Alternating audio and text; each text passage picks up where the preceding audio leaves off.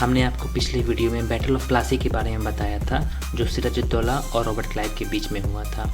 मीर जफर, जो सिराजुद्दौला का सेनापति था, सिराजुद्दौला का धोखा दिया था और रॉबर्ट क्लाइव का साथ दिया था, जिसके कारण सिराजुद्दौला बैटल ऑफ प्लासी में हार गया था।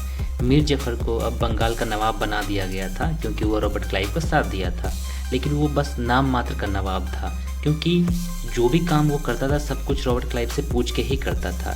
ब्रिटिश जो है अब बंगाल में इनडायरेक्टली रूल करना स्टार्ट कर दिया था, जो बैटल ऑफ प्लासी के बाद स्टार्ट हो गया था।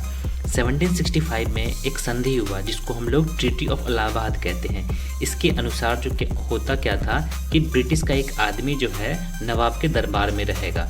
ठीक है, मतलब रहने का मतलब ये है कि वो जो कुछ भी नवाब करेगा वो ब्रिटिश के आदमी से पूछ के ही करेगा। इसलिए कहा जाता है कि बैटल ऑफ प्लासी के बाद जो है ब्रिटिश जो है पॉलिटिकली स्ट्रांग हो गया था, क्योंकि वो सब राजा के यहाँ एक एक आदमी छोड़ता था और जो भी राजा लोग करेगा ब्रिटिश से पूछ के करेगा। पहले भारत में होता क्या था कि ब्रिटिश लोग जो है ब्रिटेन से गोल्ड लाएगा, भारत से सामान खरीदेगा, उसके बाद जो है फिर ब्रिटेन में बेचेगा। लेकिन अब क्या होता है बैटल ऑफ प्लासी के बाद कि वो गोल्ड जो है राजा से लेता है और किसान को वो गोल्ड दे के सामान खरीदता है, और उसके बाद वो सामान जो है फिर बाहर में ब्रिटेन में बेचता है। मतलब वो गोल्ड जो है उसका अपना नहीं था।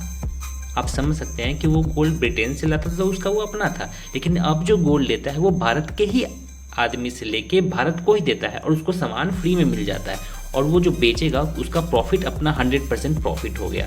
तो आप सोच सकते हैं कि देश का सोना जो है अब देश से बाहर जा रहा था और प्रॉफिट देश को 1 रुपया भी नहीं हो रहा था। इसके कारण क्या हुआ कि भारत में जो है खजाना कम होने लगा था, और इस कदर कम हो गया था कि अब मीर जफर जो राजा बना था बंगाल का, अब जो है ब्रिटिश का डिमांड पूरा नहीं कर पा रहा था।